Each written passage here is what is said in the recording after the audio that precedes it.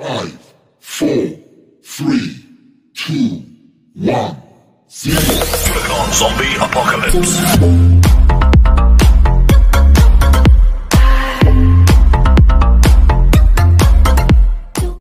Assalamualaikum warahmatullahi wabarakatuh. Halo guys, bertemu lagi dengan saya Mr. Phil. Dimana lagi kalau bukan di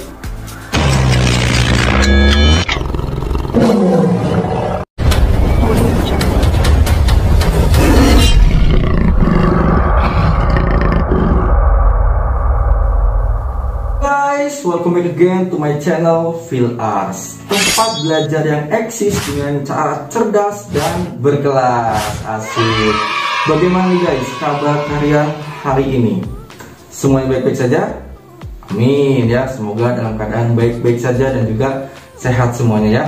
Dan untuk hari ini guys, kita akan belajar cara mengidentifikasi isi pokok cerita hikayat. Dengan tujuan, setelah mempelajari materi ini, kalian mampu mengidentifikasi isi pokok cerita hikayat dengan benar. Baik guys, langsung saja yuk markilai. Mari kita mulai. Selamat datang di bulan November, no love to remember. Karena hanya ada hujan yang turun deras seperti tangis, memeluk harapan yang tak pernah digubris. Tinggal 2 bulan lagi, mampukah terlaksana mimpi atau kembali dikemas seperti rapi? Cemas pun meronta berbagai sisi, kepala terkenang sosok membuat batin terasa sok. Kenyataan menohok, penyesalan menonjok, membuat kita semakin terpuruk. Oke guys, itu hanya intermezzo ya, jangan dibawa ke hati. Oke, nah, oke baik, kita mulai fokus ya. Nah, hikayat merupakan cerita Melayu klasik dan memiliki nilai-nilai kearifan lokal. Selain itu, hikayat juga memiliki nilai kehidupan ya, seperti nilai religius, keagamaan, nilai moral, budaya, edukasi, pendidikan, dan estetika keindahan. Nah, mendengarkan atau membaca hikayat banyak memberikan manfaatnya guys. Antara lain, kita dapat mengetahui tentang kebudayaan, tentang moral, dan nilai-nilai kehidupan yang lainnya. Nah, selain itu juga guys, hikayat termasuk ke dalam teks narasi loh. Maka dari itu, untuk mengidentifikasi isi pokoknya, ada beberapa hal yang dapat kita lakukan. Perhatikan guys. Hal apa saja yang dapat kita lakukan untuk mengidentifikasi isi pokok hikayat? Yang pertama, 1. Berkonsentrasilah saat membaca atau mendengar ceritanya guys, sehingga kita dapat mencatat tema atau inti ceritanya. Itu yang pertama. Yang kedua, menuliskan bagian-bagian penting yang terdapat dalam hikayat tersebut. Yang ketiga, membuat pertanyaan-pertanyaan umum. Misalnya, siapakah tokoh yang diceritakan? Lalu, peristiwa apa yang dialami tokoh yang diceritakan? Dan di manakah tempat yang diceritakan dalam teks hikayat tersebut? Nah, dengan menjawab pertanyaan-pertanyaan umum tersebut dan memahaminya ya tentunya, kita akan lebih mudah mengidentifikasi isi pokok dalam setiap paragrafnya. Karena dalam teks hikayat itu banyak sekali paragrafnya ya, dan setiap paragraf memiliki isi pokok paragrafnya masing-masing. Nah, itulah beberapa hal yang dapat kita lakukan dalam mengidentifikasi isi pokok cerita hikayat. Pahami baik-baik guys. Oke. Selanjutnya, mari kita simak guys dan pahami baik-baik ya contoh hikayat yang berjudul Hikayat Indra Bangsawan. Perhatikan guys. Tersebutlah perkataan seorang raja yang bernama Indra Bungsu dari negeri Kobat, Sahrial. Setelah beberapa lama di atas kerajaan, ia ada juga beroleh putra. Maka pada suatu hari, ia pun menyuruh orang membaca doa kunut dan sedekah kepada fakir dan miskin. Hatta beberapa lamanya, Tuan Putri Siti Kendi pun hamillah dan bersalin 2 orang putra laki-laki. Adapun yang tua keluarnya dengan panah dan yang muda dengan pedang. Maka Bangida pun terlalu amat sukacita dan menamai anaknya yang tua Sahpri dan anak yang muda Indra Bangsawan. Selanjutnya di paragraf kedua, Maka anak kanda Baginda yang 2 orang itu pun sampailah usia 7 tahun dan dititahkan pergi mengaji kepada Maulim Sufyan. Sesudah tahu mengaji, mereka dititah pula mengaji kitab usul, fikih hingga saraf. Tafsir sekaliannya diketahuinya. Setelah beberapa lama, mereka belajar pula ilmu senjata, ilmu hikmat, dan isyarat tipu peperangan. Maka Baginda pun bimbanglah, tidak tahu siapa yang patut dirayakan dalam negeri karena anaknya kedua orang itu sama-sama gagah.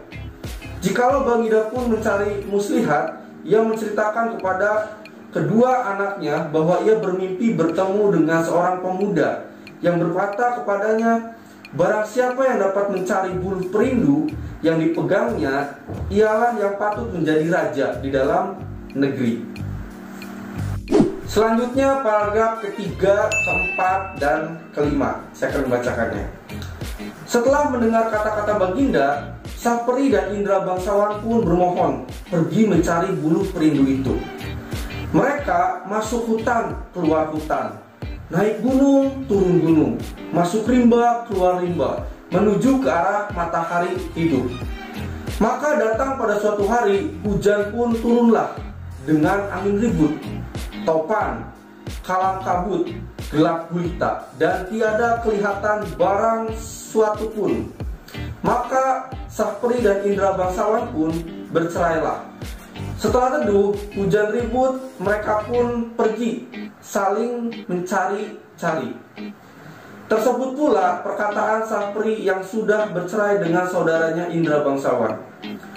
Maka ia pun menyerahkan dirinya kepada Allah Subhanahu wa Ta'ala dan berjalan dengan sekuat-kuatnya. Selanjutnya di paragraf yang ke-6. Beberapa lama di jalan, sampailah ia kepada suatu taman dan bertemu sebuah mahligai. Ia naik ke atas mahligai itu dan melihat sebuah gendang tergantung. Gendang itu dibukanya dan dipukulnya. Tiba-tiba ia terdengar orang yang melarangnya memukul gendang itu. Lalu diambillah pisau dan ditorehkannya gendang itu. Maka Putri Ratnasari pun keluarlah dari gendang itu. Putri Ratnasari menerangkan bahwa negerinya telah dikalahkan oleh Garuda. Itulah sebabnya ia ditaruh orang tuanya dalam gendang itu dengan suatu cembul. Di dalam cembulan lain ialah perkakas dan dayang-dayangnya. Dengan segera Sapri mengeluarkan dayang-dayang itu. Tatkala Garuda itu pun datang, Garuda itu dibunuhnya. Maka Sapri pun duduklah berkasih-kasih dengan Putri Ratnasari sebagai suami istri di hadapan oleh segala dayang-dayang dan inang pengasuhnya.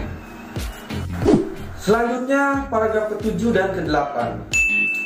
Tersebut pula perkataan Indra bangsawan pergi mencari saudaranya. Ia sampai di suatu padang yang terlalu luas. Ia masuk di sebuah gua yang ada di padang itu dan bertemu dengan seorang raksasa. Raksasa itu menjadi neneknya dan menceritakan bahwa Indra bangsawan sedang berada di negeri Antah Berantah yang diperintah oleh Raja Kabir. Adapun Raja Kabir itu takut kepada Buraksa dan akan menyerahkan putrinya, Putri Kemalasari, sebagai upeti. Kalau tiada demikian, negeri itu akan dibinasakan oleh Buraksa. Ditambahkannya bahwa Raja Kabir sudah merencanakan bahwa barang siapa yang dapat menangkap Buraksa itu akan dinikahkan dengan anak perempuannya yang terlalu elok parasnya itu. Hatta beberapa lama Putri Kemalasari pun sakit mata. Terlalu sangat. Para ahli nujum mengatakan hanya air susu harimau yang beranak muda lah yang dapat menyembuhkan penyakit itu. Baginda bertitah lagi, barang siapa yang dapat susu harimau beranak muda, ialah yang akan menjadi suami Tuan Putri. Selanjutnya paragraf ke-9 dan ke-10. Setelah mendengar kata-kata Baginda, si hutan pun pergi mengambil seruas bulu yang berisi susu kambing serta menyangkutkannya pada pohon kayu. Maka ia pun duduk menunggui pohon itu. Sarung kesaktiannya dikeluarkannya dan rupanya pun kembali seperti dahulu kala. Hatta datanglah ke-9 orang anak raja meminta susu kambing yang disangkanya susu harimau beranak muda itu. Indra bangsawan berkata susu itu tidak akan dijual dan hanya diberikan kepada orang yang menyediakan pahanya diselit besi hangat. Maka anak raja yang 9 itu pun menyingsingkan kainnya untuk diselit Indra bangsawan dengan besi panas. Dengan hati yang gembira, mereka mempersembahkan susu kepada raja. Tetapi tabib berkata bahwa susu itu bukanlah susu harimau, melainkan susu kambing. Sementara itu, Indra bangsawan sudah mendapatkan susu harimau dari raksasa, yaitu neneknya, dan menunjukkan kepada raja. Selanjutnya di paragraf ke-11 dan 12, tabib berkata, itulah susu harimau yang sebenarnya. Diperaskannya susu harimau ke mata Tuan Putri. Setelah genap 3 kali diperaskan oleh tabib, maka Tuan Putri pun sembuhlah. Adapun setelah Tuan Putri sembuh, Baginda tetap bersedih. Baginda harus menyerahkan Tuan Putri kepada Buraksa, raksasa laki-laki, apabila ingin seluruh rakyat selamat dari amarahnya. Baginda pun sudah kehilangan daya upaya. Hatta sampailah masa menyerahkan Tuan Putri kepada Buraksa. Baginda pun berkata kepada 9 anak raja bahwa yang mendapat jubah Buraksa akan menjadi suami putri. Untuk itu, nenek raksasa mengajari Indra bangsawan. Indra bangsawan diberi kuda hijau dan diajari cara mengambil jubah Buraksa, yaitu dengan memasukkan ramuan daun-daunan ke dalam gentong minum Buraksa. Saat Buraksa datang hendak mengambil putri, putri menyuguhkan makanan, buah-buahan, dan minuman pada Buraksa.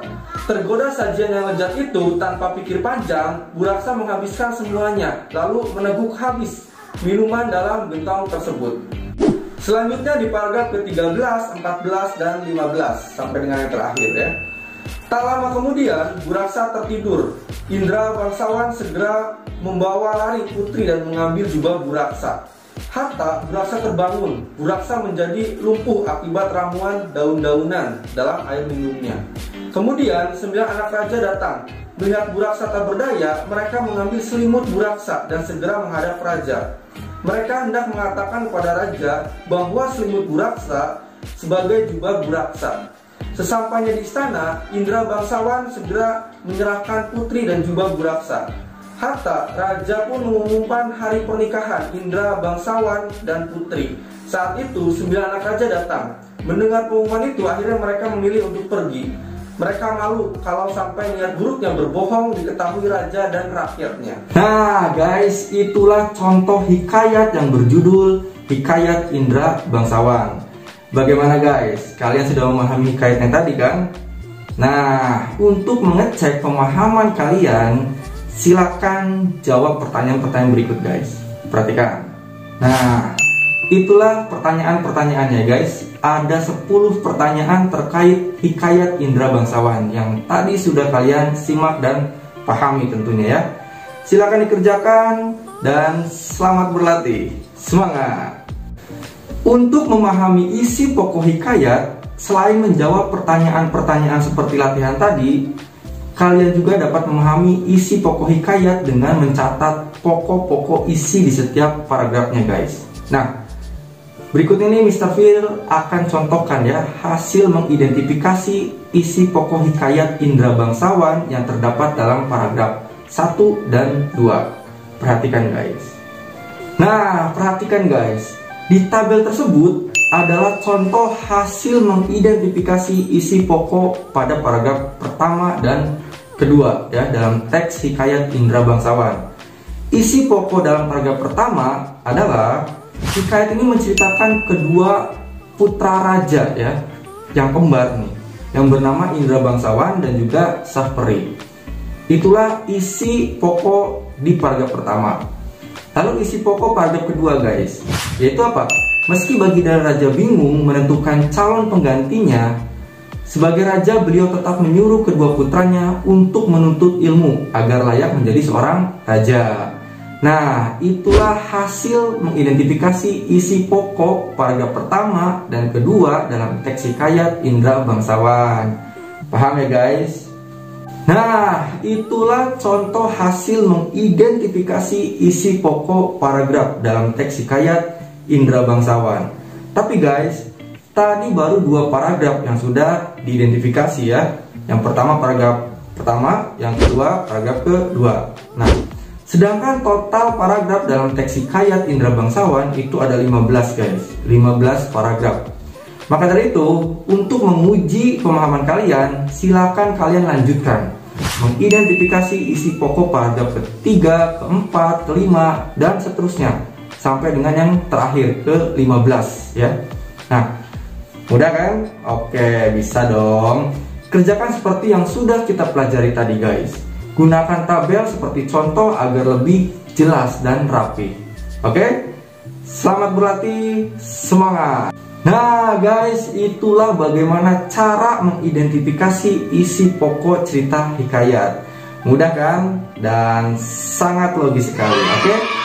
Baik guys, sampai di sini dulu pertemuan kita hari ini. Jika ada hal yang belum paham atau belum mengerti, mari kita berdiskusi di kolom komentar.